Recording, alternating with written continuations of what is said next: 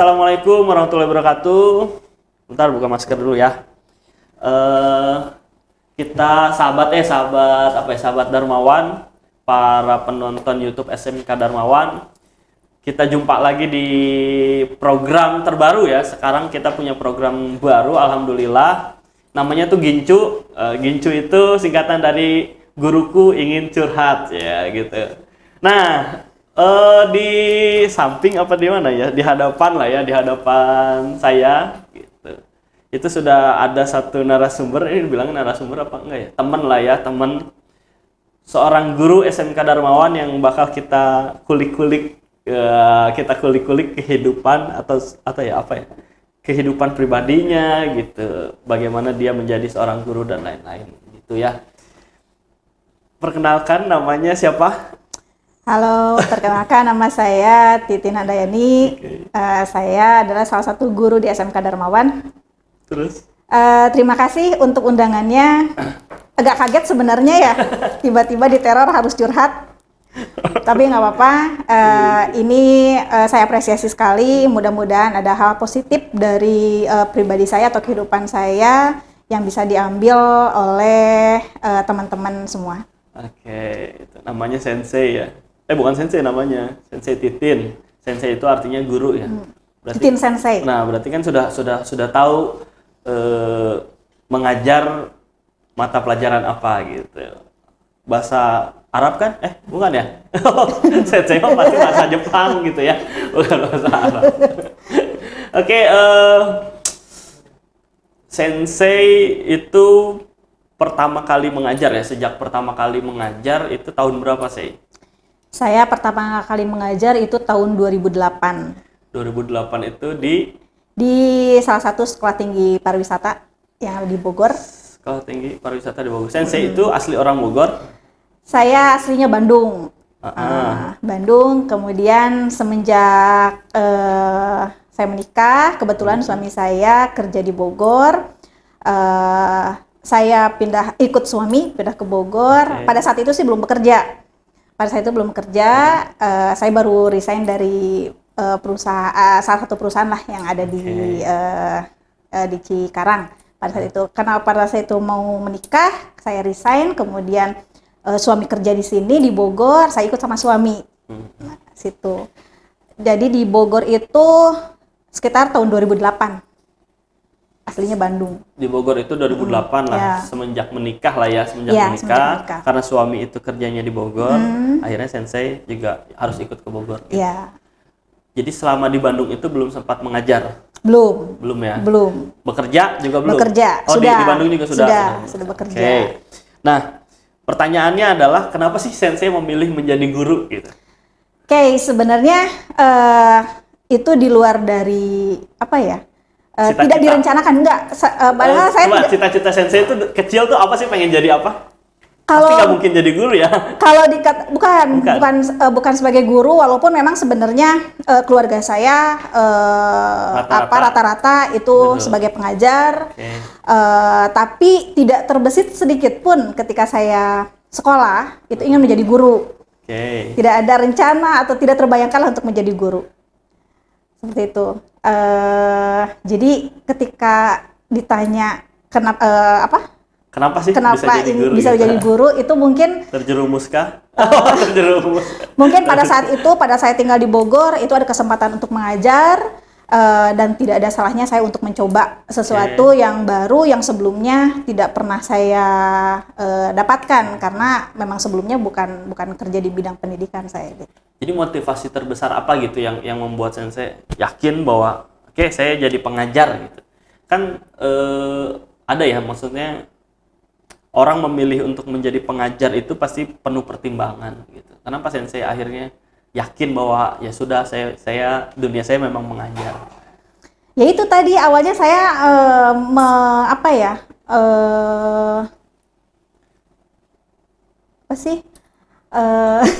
Kenapa? Awalnya dorongan orang tua? Enggak ada dorongan sama sekali. Saya hanya menerima kesempatan yang ada, mencoba kesempatan yang ada. Berarti kuliah menjadi guru. Sensei itu kuliah S1-nya S1 dulu itu jurusan apa? Jurusan bahasa Jepang. bahasa Jepang. Bahasa Jepang. Keguruan atau Tidak keguruan karena memang dari awal saya tidak ada rencana untuk guru. Kalau memang dari awal saya ada rencana guru, mungkin saya ngambil untuk bahasa Jepangnya dari bidang pendidikan mungkin gitu. Jadi kepikiran buat menjadi gurunya ketika memang sudah di Bogor. Iya, sudah di Bogor, ada kesempatan untuk mengajar, tidak ada salahnya saya mencoba dan alhamdulillah sampai sekarang saya bisa menikmati pekerjaan itu. Akhirnya yang tadinya nggak cinta karena apa? Nggak cinta tapi akhirnya setelah berjalannya waktu bisa cinta gitu ya. Yeah. Oke. Nah, terus pertanyaannya lagi gitu, kenapa sih harus bahasa Jepang gitu? Oke. Agak lucu sih sebenarnya kalau melihat dari waktu sekolah, saya memang tidak terlalu suka dengan hitungan. Alasannya pertama itu, saya harus melanjutkan kuliah kemana nih? Sementara di sekolah saya waktu SMA itu memang hanya ada 2 jurusan saja, tidak ada jurusan bahasa. Jadi nggak mau saya harus memilih antara IPA atau IPS. Nah setelah selesai lulus dari SMA, saya tidak suka hitung-hitung nih Pak. Ya salah satu yang harus saya ambil ya ambil sastra. Sempat saya bertanya sama dulu kakek saya, kata saya harusnya ngambil apa ya, sastra apa ya, kata saya gitu. Awalnya mau ngambil sastra bahasa Indonesia tadinya, mau ngambil bahasa Indonesia. Cuman kata sama kayak saya tuh. Ya. Cuman kata kakek saya, kayaknya kamu jangan bahasa Indonesia deh, lebih baik bahasa Jepang karena beberapa tahun ke depan yang akan datang Jepang atau peluang untuk entah itu tenaga kerja, pokoknya ranah untuk kejepangan itu terbuka lebar seperti itu. Makanya dari situ saya cobalah untuk belajar atau masuk kuliah jurusan bahasa Jepang. Padahal sama sekali awalnya saya tidak punya dasarnya sama sekali itu. Sensei itu memang karena suka Jepang gitu, suka anime dan lain, akhirnya memilih gitu. Oke, pokoknya pengen sastra Jepang supaya lebih memperdalam impian sensei pengen pergi ke Jepang, bahkan tinggal di sana, mungkin kayak gitu. Enggak sama sekali. Bahkan pada saat saya masuk kuliah pun, pada saat tes di situ ada tes tertulis dan tes lisan ya, interview pakai bahasa Jepang, saya blank sama sekali. Ketika tes interview di situ sama dosen, dalam hitungan menit ketika saya mau dipanggil, saya ngelihat di samping saya ada yang buka buku, saya sambil ngelihat nyontek apa yang ditanyakan. Terus saya coba nanya kira-kira apa yang ditanyakan ya berusaha sok kenal, sok dekat gitu. Ini aja coba tentang perkenalan. Saya menghafalkan itu kurang dari 5 menit sampai nunggu saya dipanggil. Saya hanya memperkenalkan nama saja itu saja yang saya modal dasarnya itu memperkenalkan nama saja. Jadi berarti atas dasar saran dari kakek saya. Gitu Jepang, karena emang karena prospek depan katanya Jepang. Untuk Jepang itu terbuka lebar, entah itu dari industri. Berarti itu meleset dong. Meleset. Bukan ke guru. Industri kamu bisa kerja di perusahaan Jepang dan sebagainya. Pokoknya untuk beberapa tahun ke depan katanya untuk Jepang itu pasti jadi berkembang. Begini, jadi ketika memang sensei kan dikasih saran nih sama kakek sensei nih, terus prospek dan itu pasti berbau industri ya, kerja dan segala macam. Nggak pernah kepikiran menjadi seorang pengajar atau guru ya kan? Berarti menurut sensei apakah itu kan berarti akhirnya tertanam sama sensei. Oke, saya ikuti, saya kuliah di jurusan sastra Jepang supaya nanti masuk industri dan lain-lain. Tiba-tiba sensei harus menjadi seorang guru. Menurut sensei apakah itu meleset atau tidak? Maksudnya meleset dan disayangkan atau tidak? Kalau disayangkan sih tidak. Tidak. Iya, karena memang pada saat itu saya hanya berpikir saya jalani aja dulu kuliah. Jangan terlalu berpikir ke depan, nanti ke depan kita lihat saja ke depannya seperti apa. Jadi nikmati aja dulu proses selama kuliahnya. Entah itu ke depannya kita mau apakah kerja di industri atau enggak, itu ya tinggal menunggu kesempatan aja sih, seperti itu. Jadi kalau dikatakan meleset juga tidak, karena saya juga tidak terobsesi untuk bekerja di industri. Tidak, seperti itu. Oke. Pertanyaan lagi. Nah, ini nih, apa sih suka duka sensei ketika menjadi guru itu? Sebagai guru itu apa suka dukanya? Suka dukanya banyak ya. Mungkin yang paling saya ini dari sukanya itu saya bisa masuk di dunia anak-anak atau dulu sih mahasiswa ya awalnya. Saya bisa kembali flashback, zaman dulu selama kuliah saya seperti ini, ternyata kalau sekarang seperti ini. Jadi saya bisa masuk ke dunia mereka, berusaha menjadi teman mereka dan sebagainya. Kemudian dari sisi mengajarnya, saya bisa mentransfer ilmu apa yang saya dapatkan selama ini bisa bermanfaat untuk mahasiswa saya. Kemudian dukanya mungkin karena saya dari awalnya tidak memiliki basic untuk mengajar, ya dari awal-awal saja sih, tapi untuk sekarang karena mungkin sudah terbiasa, jadi tidak ada hal yang merasa jadi beban untuk saya. Mungkin kalau dukanya ada yang awal itu saya harus mempersiapkan materi, aduh apa ya materinya, kemudian apa yang harus saya sampaikan, bagaimana cara mengajarnya. Duka bersama sih. Iya, duka bersama. Saya juga sama. Karena kan saya memang sekolahnya bukan pendidikan ya. Kalau pendidikan mungkin diajarkan lah bagaimana cara untuk dan sebagainya. Seperti itu. Masuk kuping kanan, keluar kuping kiri juga sih. Iya. saya basicnya pendidikan, tapi juga sama aja sih, nggak terlalu ketika memang langsung masuk ke dunia pendidikan, wah benar-benar berbeda gitu. Nah terus itu kan suka duka. Sekarang kita nyangkut ke keluarga nih. Sejauh mana sih keluarga, misalnya dari bapak ibu sensei dulu deh, ketika orang tua sensei tahu bahwa sensei memilih jalan menjadi seorang guru? Orang tua saya termasuk orang yang sangat bersyukur dilahirkan dari ibu bapak saya, karena mereka tidak pernah memaksakan kehendak mereka untuk anak-anaknya.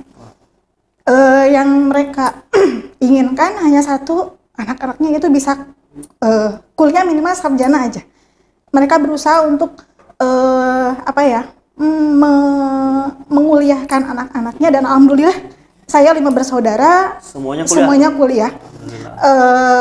Walaupun memang ibu bapak saya bukan seorang pendidik, tapi alhamdulillah ibu bapak saya dia paham sekali dan menganggap bahwa pendidikan itu sangat penting.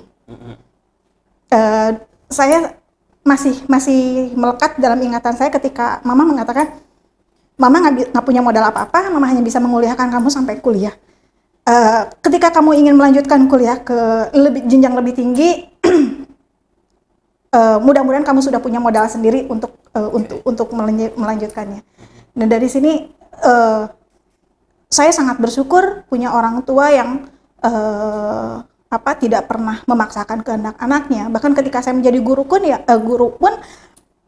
mereka ya syukur alhamdulillah, setidaknya anak-anaknya itu jangan sampai menganggur lah gitu. Apapun pekerjaannya, selama pekerjaannya itu halal, orang tua saya sangat bersyukur sekali dan sangat membanggakan sekali.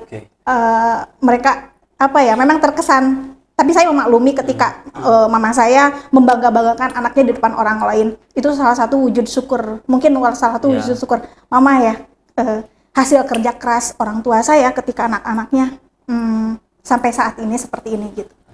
Ini saya ada nggak cerita, misalnya memang cerita yang yang akhirnya memotivasi sensei banget, misalnya dari pengorbanan orang tua gitu, sehingga sensei benar-benar tidak mau mengecewakan orang tua gitu. Ada satu momen yang memang menjadi titik puncak sensei akhirnya, karena kejadian ini saya akhirnya nggak mau menyia-nyiakan waktu untuk membanggakan orang tua. Ada nggak gitu satu momen cerita apapun gitu yang memang mungkin bisa menginspirasi gitu, bagaimana misalnya orang tua berjuang gitu demi sekolah sensei atau pendidikan sensei gitu, satu momen ceritakan gitu yang bisa diceritakan. Kalau untuk momen tertentu sih tidak ada, tapi saya lebih melihat kepada bagaimana sulitnya bapak saya ketika harus jujur, saya hidup dari seorang pedagang. Bapak harus berjualan dari pagi, dari subuh sampai terbenam matahari sampai maghrib. Itu bagaimana sulitnya. Begitu juga dengan mama yang harus sama ikut kerja. Dari situ saya merasa saya harus membalas budi, walaupun memang tidak akan bisa terbalas dengan apapun ya Pak. Tapi setidaknya saya cukup merasa orang tua saya tenang, lega ketika saya menjadi orang gitu. Ada sesuatu yang bisa diberikanlah ke orang tua, walaupun tidak akan sedikit pun menggantikan pengorbanan orang tua saya, karena melihat kerja keras mereka. Oke. Gitu. Sip. Oke. Lanjut ya pertanyaan selanjutnya ya. Jadi baper saya. Jadi baper enggak.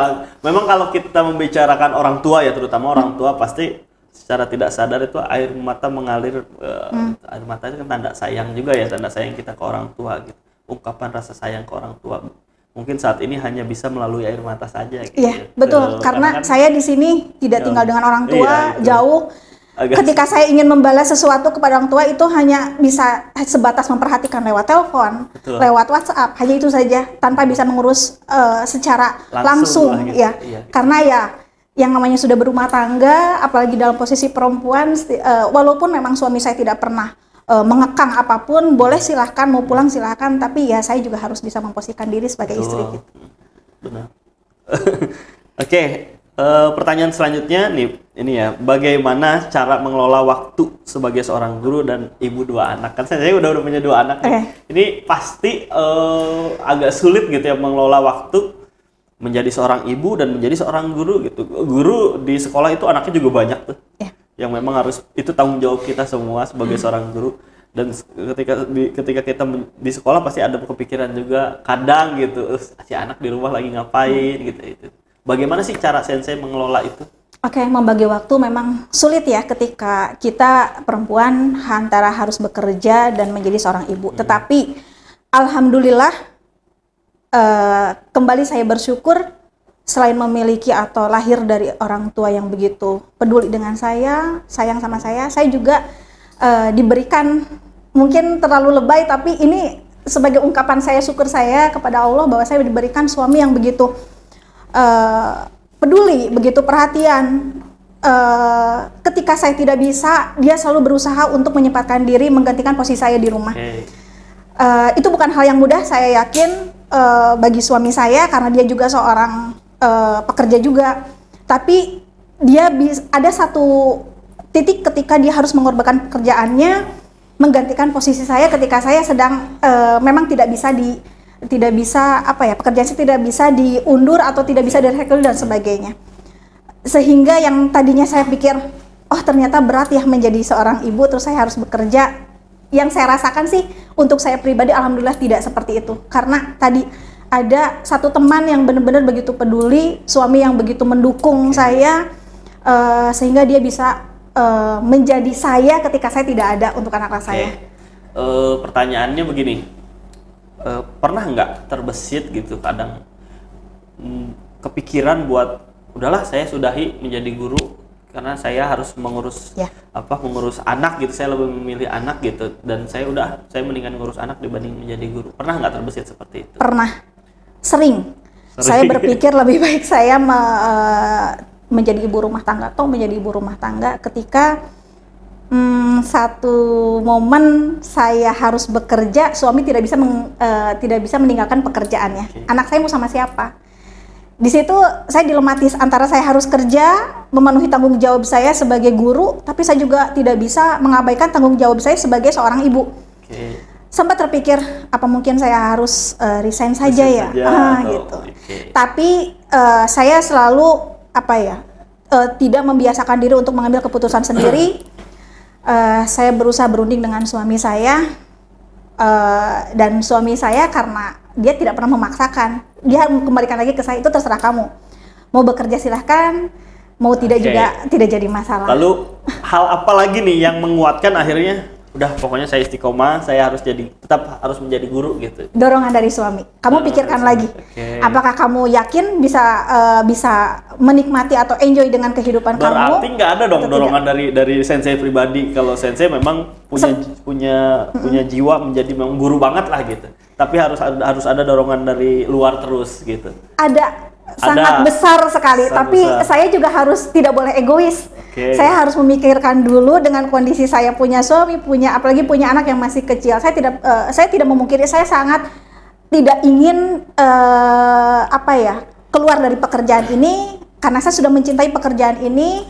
Saya mengajar sudah hampir sekitar 15 tahun lah. 15 tahun saya mengajar, bukan hal yang mudah untuk saya tinggalkan, tapi ada satu momen atau satu titik ketika saya harus mengundurkan diri. Tapi kembali ketika suami saya mengatakan, kamu yakin harus resign, sementara ketika kamu kerja itu saya bisa ngelihat bagaimana, kata suami saya, kamu kerja yang benar serius, fokus dan sebagainya. Di situ saya berpikir lagi, ya, apa yang harus saya lakukan ketika saya harus diam di rumah mengurus anak, ditambah ketika ada sedikit masukan dari suami, anak-anak sebentar lagi udah besar, ketika udah besar kamu akan sendirian di rumah, anak-anak akan sekolah dengan dunianya sendiri, dengan kesibukannya sendiri, apa yang akan kamu lakukan? Pasti kamu bosan nanti di rumah. Dari situ muncul lagi, oh iya, saya harus tetap bekerja, nikmati proses yang ada, dan alhamdulillah selalu ada jalannya. Ketika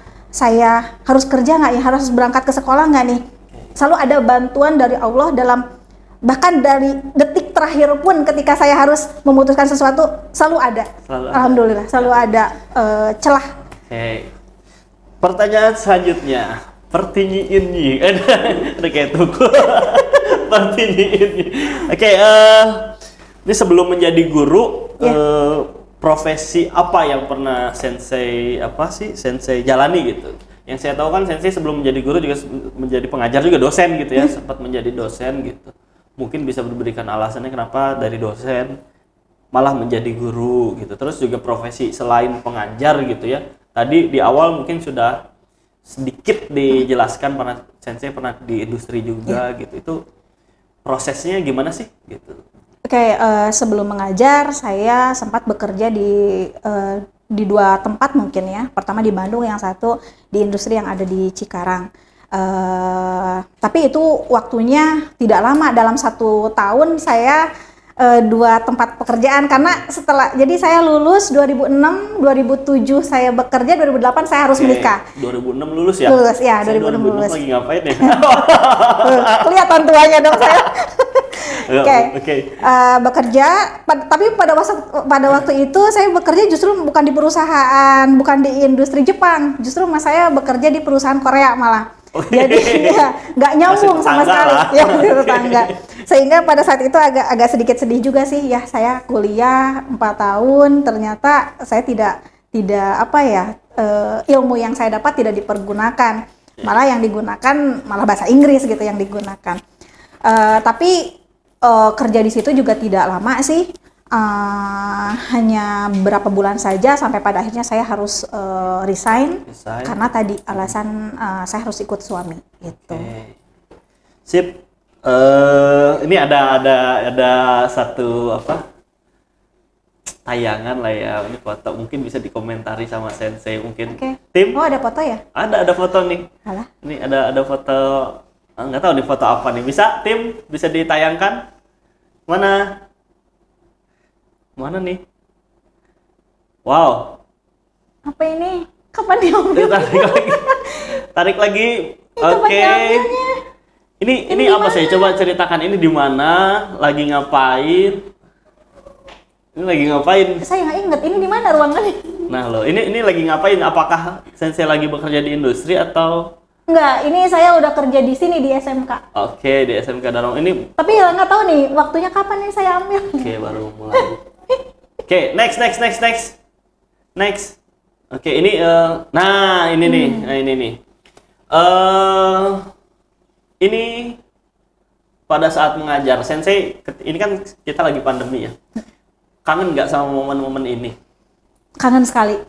Hah? Ya, apa yang sekali. dikangenin itu apa sih? Keceriaan anak-anak ketika Lalu? saya cerita dengan anak-anak, ngelihat rusuhnya dalam ruangan, fokusnya ketika belajar, susahnya ketika saya menyampaikan materi, ketika harus berhadapan dengan anak yang bengong, ada yang masuk, saya bingung antara bengong itu dia paham atau tidak gitu.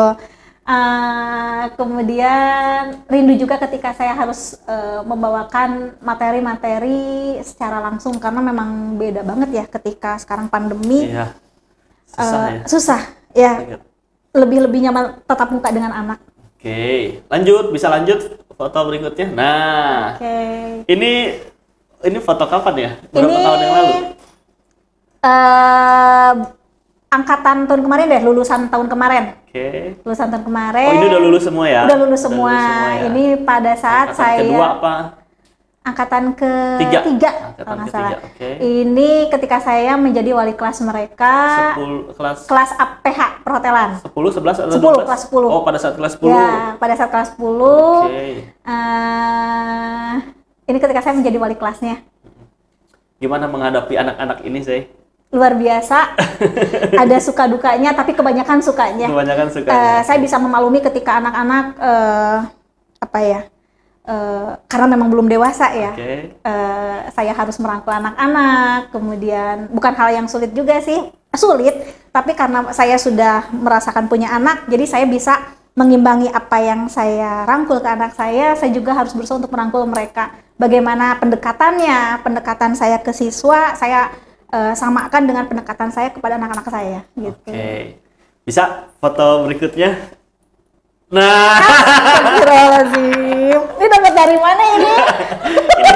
ini kita tahu dari foto ini kita tahu berapa umur Sensei ya.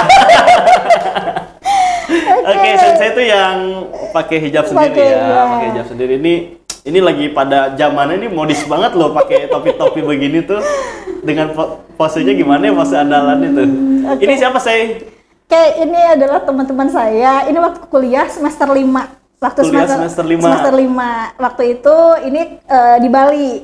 Oke. Ada kegiatan memang setiap tahun sih kami ada PKL ke Bali untuk menjadi guide ya, guide di situ. Nah, ini kalau nggak salah ini di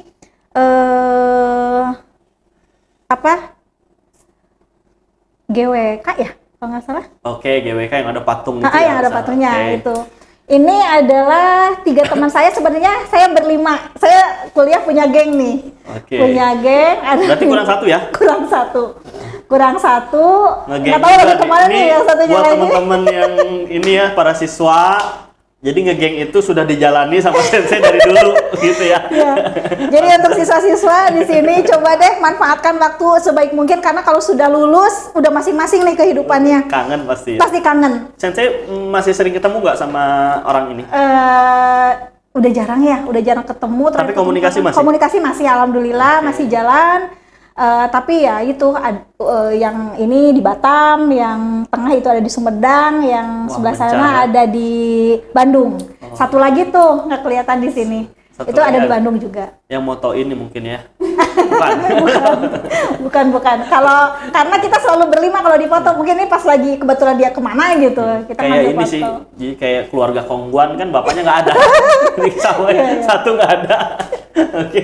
Oke, masih ada foto berikutnya? Masih? Nah, ini siapa sih? Mama. Asa miripnya. 11-12. Bisa ceritakan sedikit tentang kepribadian atau sosok ibu atau mama di mata Sensei? Oke, bagi semua orang mungkin ibu tidak bisa tergantikan, termasuk saya. Duh. Gak apa, ceritakan saja sih.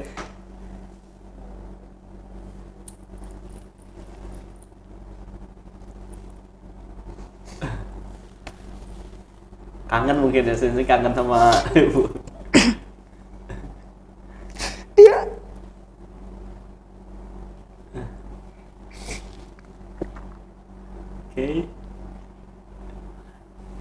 Dia ibu yang luar biasa.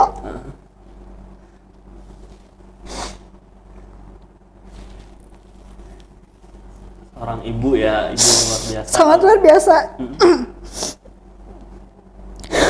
Dia begitu sayang sekali sama anak-anaknya.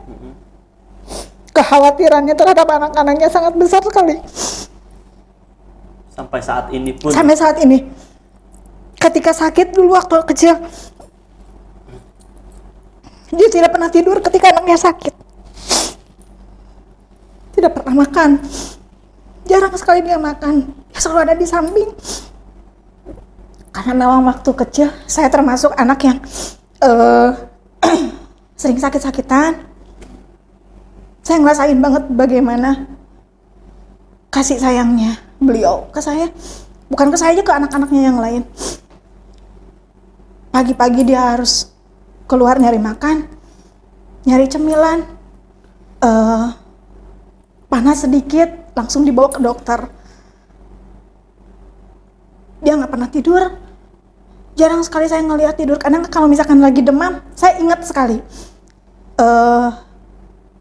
Ketika demam kan kita sekarang kadang suka terbangun ya. Saya ngelihat dia ada di samping saya, pasangin kompresor dan sebagainya.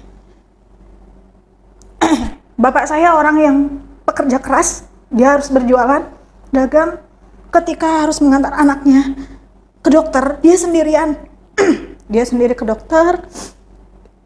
Jujur saya bukan keluarga yang mewah ya, bahkan kendaraan pun tidak punya. Harus menggunakan kendaraan umum. Ketika saya muntah, ketika saya ketika saya harus BAB, dia selalu tidak pernah selalu ada. Bahkan di kendaraan pun ketika saya muntah, ketika BAB itu langsung basah di sini. Karena dari dulu sama anak-anaknya ketika sakit dia tidak pernah melepaskan anaknya, dia pasti gendong-gendong terus. Sampai sekarang pun ketika cucunya sakit, dia nggak pernah ngelepasin anaknya. Bahkan ketika tidur pun dia sambil gendong anaknya. Bahkan sekarang juga cucu selalu diingatkan kepada kami, anak-anaknya yang perempuan, ketika anak sakit tolong usahakan jangan sampai tidur, takutnya terjadi sesuatu. Pada saat sekolah, pada saat kuliah, mama yang selalu nganter-nganter saya, daftar ini, daftar itu. Bahkan pada saat kuliah pun, bahkan kalau percaya pun pada saat saya melamar pekerjaan pun ke Cikarang, mereka ibu saya tidak mengizinkan awalnya karena terlalu jauh. Saya nggak boleh pergi jauh-jauh. Dia yang mengantarkan saya sampai pada saat interview dari jam 8 sampai jam 4, dia nungguin di satu warung, nungguin saya interview selesai. Sampai segitunya, karena memang ibu saya orang yang sangat khawatir terhadap anak-anaknya. Dia berusaha untuk menjaga anak-anaknya dengan sebaik mungkin. Untuk sekarang pun ketika saya sudah punya anak 2, ketika saya pulang ke Bandung, mandi pakai air anget, beliau yang harus ngangkatin air panasnya ke kamar mandi. Kamu nggak boleh, udah diam, kamu diam aja di rumah, diam aja di dalam. Biar mama aja yang bawain ke kamar mandi. Maksudnya, lama kan, punten ya, pakai bahasa Sunda. Atuh mah kan nges ageng gitu, nges kolot gitunya, udah tua. Masa iya masih diangkatin? Enggak, bisika banjur. Takut tersiram air panas. Sampai sekarang ketika saya harus pulang ke rumah pun seperti itu. Saya pulang ke rumah, makanan udah tersedia. Pagi-pagi dia udah nyiapin makan dan sebagainya. Alhamdulillah, bukan hanya ke kami sebagai anaknya, menantu juga sama. Dia begitu peduli sama menantu, dia menganggap bahwa menantu itu anak dia sendiri. Intinya memang luar biasa. Sensei ini buat sensei, mamah ini buat sensei itu orang yang paling spesial. Iya. Mungkin buat kita semua Iya, ya. Buat pastilah. kita semua Untuk semua pasti yang namanya ibu itu tidak bisa digantikan oleh siapapun. Ketika ditanya siapa orang yang paling spesial gitu, pasti 99% menjawab ibu. Pasti gitu. Sama saya juga. Iya. Ketika menceritakan ibu pasti kita nggak kuat lah. Tapi gitu. sayangnya saya tidak bisa seperti ibu saya. Saya sayang sama anak-anak, tapi saya peduli sama anak, saya khawatir sama anak-anak, tapi belum bisa seperti beliau. Seorang ibu ya pasti punya caranya sendiri lah. Iya, saya. betul. Intinya semua baik. Oke, masih ada? Masih ada kah? Nah, tadi kan ibu, ini siapa nih? Oke, ini anak-anak saya, ini paling besar nih, Azka, sebelah sana adiknya Azkia. Oh, Azka dan Azkia. Azka dan Azkia. Beda berapa tahun, Say? Beda 4 tahun. Beda 4 tahun, tapi adiknya terlihat lebih boros ya. Kakaknya mungil. Kakaknya mungil. Apa harapan Sensei sama kedua anak-anak Sensei ini? Harapannya lah. Ya, yang pasti menjadi anak yang solehah, taat ibadah. Ketika taat ibadah, pribadi pun itu pasti mengikuti. Yang penting itu saja sih. Yang penting itu saja. Ya. Perihal nanti kedepannya seperti apa, karena saya juga tidak pernah dikekang oleh orang tua, tidak pernah dituntut harus ini harus itu, saya juga memberikan kebebasan untuk anaknya. Tapi mungkin untuk saat ini yaitu saya hanya berharap dia taat dalam ibadah itu saja. Siap. Oke, ada lagi? Habis? Nah, tadi anak ini foto pre-wedding kah? Apa ketika menikah? Prewed. Prewed ini. Bagaimana dengan sosok ini? Sosok ini kayak apa sih sosok ya? Ini kan suami sensei ya. Bagaimana suami sensei? Tadi kan kita udah secara tersirat ya, sudah dijelaskan sama sensei pengaruh suami itu sangat besar ya terhadap sensei gitu. Terus dia jawaban atas doa saya ketika saya sebelum nikah. Saya selalu berdoa saya mendapatkan suami yang baik, yang sayang, bukan hanya sayang sama saya tapi juga peduli sama orang tua saya, sama keluarga saya, dan alhamdulillah Allah mengabulkan doa saya mendapatkan suami yang kalau bisa saya banggakan, tidak ada sedikit pun celah jelek di dia. Dia selalu mendukung, mensupport saya. Dia bahkan bisa menjadi orang tua saya ketika saya sekarang jauh dari. Jadi ketika saya punya suami, saya masih berasa punya ibu karena dia sayang, pedulinya, bisa menggantikan gitu ya. mama, bisa menggantikan bapak saya. Ketika saya jauh dari orang tua, saya punya suami yang bisa menggantikan mereka. Selebihnya ya tidak bisa saya ucapkan Ya, benar. dengan kata-kata, hanya bisa saya rasakan dia sosok yang sangat luar biasa. Oke, sip. Ada lagi? Habis? Udah habis ya? Oke. Wah, kita tadi habis haru-haruan ya. Ini segmen terakhir di acara Gincu, yaitu jawab cepat. Jadi sensei diminta untuk menjawab cepat, jangan banyak mikir, langsung jawab gitu ya. Siap. Oke. Nih pertanyaannya. Cepat ya jawabnya ya. Belajar atau mengajar? Mengajar. Kenapa? Ada alasannya. Iya dong. Kenapa mengajar? Tuntutan profesi iya, hobi karena sekarang sudah menjadi hobi. Oke. Saya bisa mentransfer ilmu. Kalau belajar udah lah ya. Udah belajar, udah. sampai S2 loh. Masa masih kurang mungkin? Masih kurang sih sebenarnya ya, tapi lebih mengutamakan mengajar. Oke, mentransfer ilmu. Yang kedua, 15 murid bandel atau 50 murid biasa? 15 murid bandel. Kenapa? Tantangan untuk saya ketika saya Oke. harus menjadikan anak tersebut menjadi pribadi yang lebih baik, menjadi siswa yang keluar dari bandelnya, dan tantangan juga ketika saya harus menjadi orang tua kedua buat mereka gitu aja. Oke. Ya. Gaji besar tapi kerjaan bosan atau gaji kecil tapi kerjaan impian? Gaji kecil tapi kerjaan nyaman. Karena tidak ada kerjaan impian, saya kan dari Oke. dulu ya. Oke. Saya ngikutin arus aja. Tapi lebih baik kerjaan kecil, yang penting, maaf keluar dari pertanyaan, tapi Iya. kerjaan nyaman. Buat seorang perempuan. Iya, bukan hanya buat seorang perempuan, mungkin buat saya pribadi. Belum tentu, buat laki-laki beda ya. Ketika dibenturkan sama realitas. Oh, benar. aduh. Oh iya. Kembali lagi ke pribadi masing-masing deh itu. Selanjutnya, Indonesia atau Jepang? Indonesia. Kenapa? Ya walau bagaimanapun saya tinggal di Indonesia, saya harus mencintai negara sendiri. Walaupun Jepang saya akui negara yang sangat bagus, sangat menjunjung tinggi yang namanya budaya, etika kerja yang bagus, luar biasa, negara yang bersih, negara yang maju. Tapi walau demikian saya tetap mencintai negara sendiri. Oke. Dosen atau guru? Guru. Kenapa? Oke. Kalau dosen saya harus dihadapkan dengan mahasiswa yang sebenarnya mahasiswa karakternya sudah terbentuk. Dia sudah dalam fase dewasa. Ketika kita harus mengarahkan mereka agak sedikit sulit ya. Tapi ketika siswa, apalagi kelas 10 yang masih unyu-unyu, kita masih bisa mengarahkan anak tersebut, walaupun memang sulit juga, karena walau bagaimanapun faktor internal yang jauh lebih mudah untuk merubah mereka. Tapi setidaknya dari 5 misalkan arahan yang kita bisa masukkan, ya minimal 2 atau 3 bisa masuk ke dia, bisa diserap oleh mereka. Oke, sip. Lebih enak lah ketika harus berkomunikasi dengan anak SMA. Jadi guru ya? Jadi guru. Kelas berisik atau kelas super diam? Kelas berisik. Kenapa? Kalau berisik, tapi positif ya Pak. Dua-duanya positif, Oh, diam dua-duanya juga positif. positif. Tugas dikerjakan semua. Yang satu berisik, yang satu super diam. Sensei lebih memilih yang mana? Berisik. Tetap yang berisik ya? Karena kalau super diam saya bingung. Ini anak ngerti atau enggak? Oke. Dengan Kalau berisik ya? iya, dengan berisik sekalian. Oke, Tapi sip. yang penting, tapi satu ya Pak, tambahan. Berisik ya, tapi materi bisa diterima, itu aja deh. Oke, sip. Tawar. Travel ke masa depan atau masa lalu? Masa depan lah. Kenapa? Berarti masa lalunya kelam. Nggak seperti itu ya, kita kan hidup Kan kita harus... belum tahu nih, kita belum tahu masa depan kita apakah suram atau tidak masa lalu kita, kan kita udah ketahuan. Jadi ketika disuruh memilih, Sensei lebih milih masa depan tetap ya. Tetap masa depan. Karena walau bagaimanapun pandangan kita harus ke depan, tidak boleh melihat ke belakang. Walaupun yang di belakang itu banyak yang indah-indahnya, tapi kan kita juga tidak tahu itu rahasia Allah. Apakah di depan jauh lebih baik atau seperti apa? Tetap ya. Terus mendengarkan atau berbicara? Mendengarkan. Kenapa?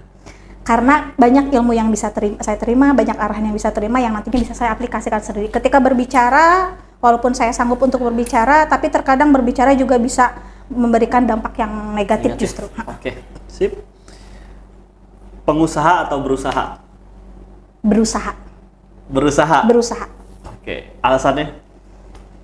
Sesuatu yang belum saya capai, saya harus berusaha. Tapi kalau pengusaha kan identik lebih kepada itu bukan saya lah. Sip. Ini segmen terakhir ya. Berusaha, karena pengusaha identik dengan itu. Segmen terakhir selesai ya. Ini sudah selesai yang jawab cepatnya. Ini terakhir, di acara Gincu ini kita narasumber berhak menunjuk siapa guru yang bakal Sensei undang di acara Gincu ini. Sensei boleh tunjuk orangnya. Siapa kira-kira yang cocok diundang selanjutnya untuk di acara Gincu ini menurut Sensei? Guru. Bulan ya. Bulan.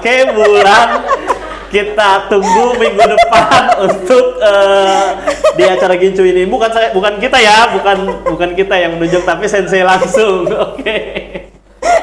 Siap. Mungkin itu saja.